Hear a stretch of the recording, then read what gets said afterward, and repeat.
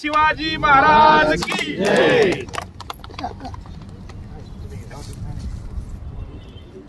यानंतर आदरणीय नाना श्रीफळवाडी मुक्ताच्या नावानं परत भाषण तुम्ही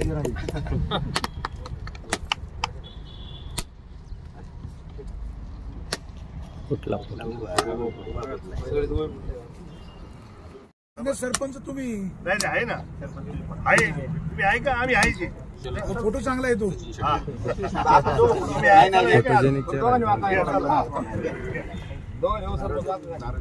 बाळासाहेब या ठिकाणी मगाशी वडिलांच्या छत्रपती शिवाजी महाराज की जय। तुम्हाला जे कंपाऊंड आहे ना तिथपर्यंत रावट्या घालणं काय अडचण नाही, जर नाहीच पुरली जागा आपण शेवटपर्यंत। परंतु माझी एवढी विनंती आहे तुम्हाला की आता थोडंसं याच्यामध्ये आले तर थोडंसं लोकांना इथं कुठल्या त्रास झाला नाही पाहिजे, बरोबर आपण दखल घ्या। आणि याचं इथं मॅनेजमेंट पाहत असताना सगळं काय आम्ही तर सदैव ज्या ज्या छोट्या गोष्टी असतील सरपंच असतात किंवा आम्ही सगळेच मंडळी, कारण आता सगळ्यात ग्रामस्थ म्हणून गावकरी म्हणून या ठिकाणी उपस्थित आहेत। भविष्य म्हणजे जे काय अडचणी तुम्हाला तुम्ही MSCB ला फक्त अर्ज द्या, मला सांगा, ते मी तुम्हाला लाईटची त्या ठिकाणी पाण्याची व्यवस्था या ठिकाणी होईल, बाकी काही आहे सगळं। आणि एक चांगलं जागा या ठिकाणी तुम्हाला त्याचा उपयोग करत असताना या ठिकाणी पुढे ते याचं काम जे काय अडीअडचणी करत तुम्ही पप्पू आहे आणि आमचे अभय शेठ पाहतील तुम्हाला जे काय मदत आम्ही उपलब्ध होत्या। आता एक दोन वाढण्याचा संभव असा पप्पू शेठच्या आणि आमच्या बोलण्यात आलेला आहे।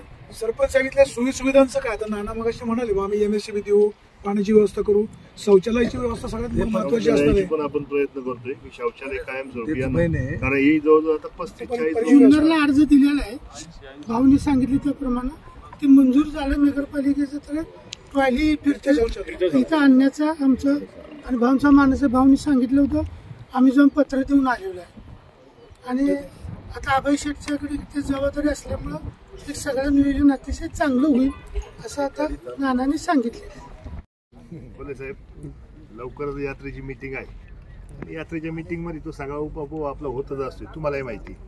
आपला कांबळा बसल्यावर पहिल्या दिवशी कांबळ्याच्या दिवशी हा विषय होत असतो आणि आपण त्या पद्धतीने आपण जाऊ, काय अडचण येणार नाही, यात्रेला येणार नाही, यात्रेच्या जागेला येणार नाही। साहेब तुम्हाला मी आता नारायणगावची परंपरेनुसार यात्रा ज्या ठिकाणी भरती ती त्या ठिकाणी भरणार आहे, कुठल्याही प्रकारची अडचण येणार नाही। तुमच्याकडे काय अडचण आली असेल ते आमच्यापर्यंत कळवा। शेवटी ही गावची यात्रा आमच्या घरातली आपण सर्वजण ग्रामदैवताला मानणार आहोत आणि म्हणून यात्रा आहे त्याच जागेवर बांधणार आहे, त्याची अजिबात तुम्ही काळजी करू नका।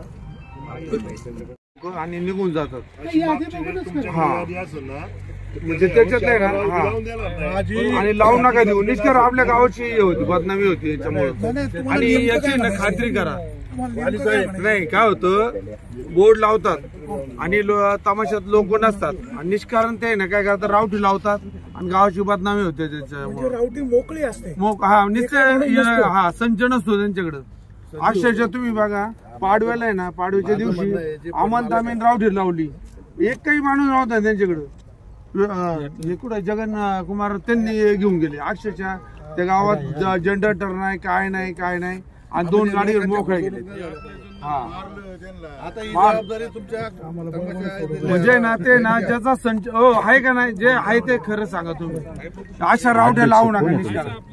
ते सांगा तुम्ही, निष्कारण गावाची बदनामी होती आणि मॅनेजर लोक काय करतात सुपारी घेतात आणि ते पाट्या पोचले पाहिजे, हे बी सगळ्यांनी हे करा। रावट्या लावताना ही जबाबदारी आमचं कर्तव्य काय का बोगस रावट्या लोकांची कुठल्या यात्रेवाल्याची कुठल्या गावाची फसवणूक त्या ठिकाणी होऊ नये। आणि माझी सगळ्यांना विनंती आहे कलावंतांना, आम्ही 100% म्हणजे तुमच्या पाठीचे आहेत, आपल्याला काही तर कोणाला आपला हात तुमचा हात भाग नाही, परंतु त्यांनी लोकांची कुठे फसवणूक होऊ नये, आपलं तमाशा मंडळीचं नाव कलावंताचं नाव तुमचं नाव कुठेतरी खराब होऊ नये यासाठी जे संजू शेट्टी मांडले त्याची सगळ्या सूचना तुम्ही त्या ठिकाणी पाहिल्या पाहिजे.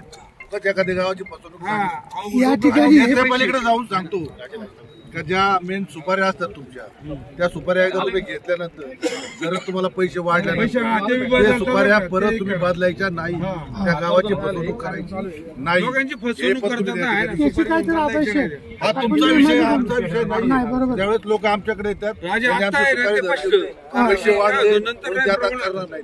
हे काय तुमचा करतात? विषय आमचा विषय पैसे नाही. वाढले का कारखाना? आता नानांनी आणि सरपंच आणि संजू शेटनी सांगितलेली अंमलबजावणी इथं अभय शेट आहे तर आम्ही सगळी आहे आणि त्या पद्धतीने केलं जाईल. सुपारी जर बदलली तर पुढच्या वर्षी ती रावटी इथं लागणार नाही.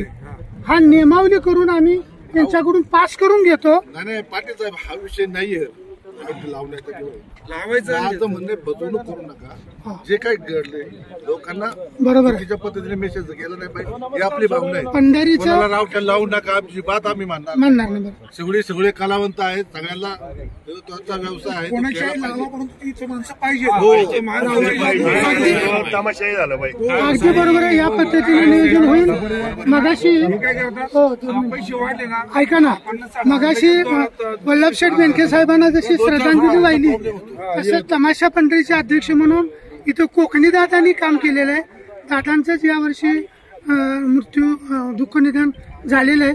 त्यांना सुद्धा तमाशा पंढरीच्या वतीनं भावपूर्ण श्रद्धांजली मुद्दा वाहिली. राहिला इथे एखादं कार्यालय लागतं त्याचं इथं कोणी नसतं, मग यात्रेवाल्यांची फसवणूक होते.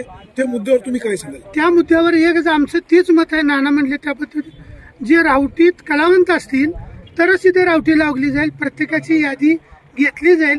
जे नेहमी तमाशा ही करतात आता यांची जबाबदारी, तुझी जबाबदारी ती लिस्ट काढून सगळं म्हणजे तुम्हाला जे काय आता प्रश्न, आमचा प्रश्न नाही येतो शेवटी तुम्हाला त्याचा परिणाम जर कलाकार असतील तरच ती इथं राऊट लावायची. हो, कलावंत असतील तर आणि आणि तारीख अभय शेट ते पाहतील आता.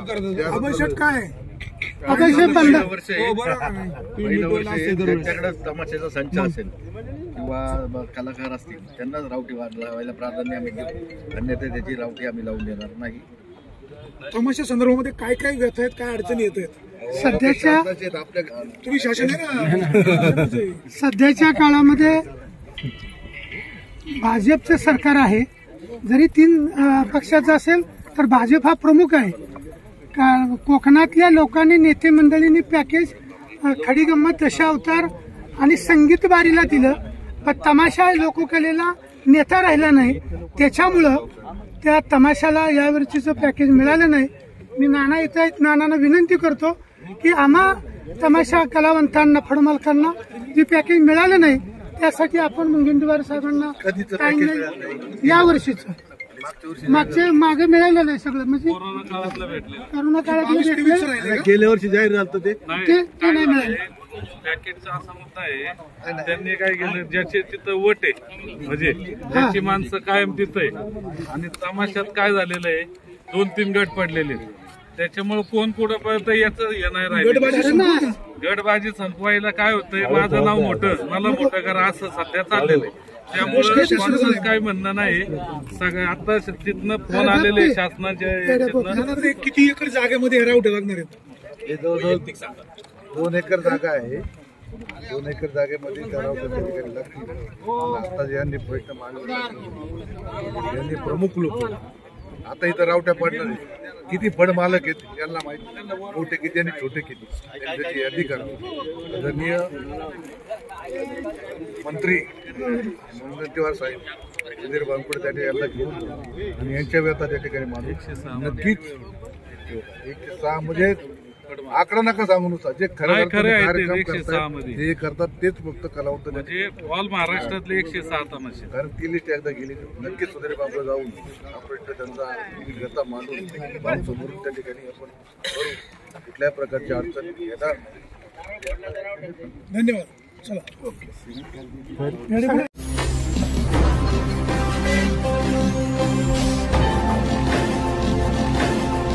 ताज्या घडामोडी आणि नवनवीन माहिती मिळवण्यासाठी समाज दर्पण या YouTube चॅनलला सबस्क्राईब करा आणि बेल आयकॉनवर क्लिक करा.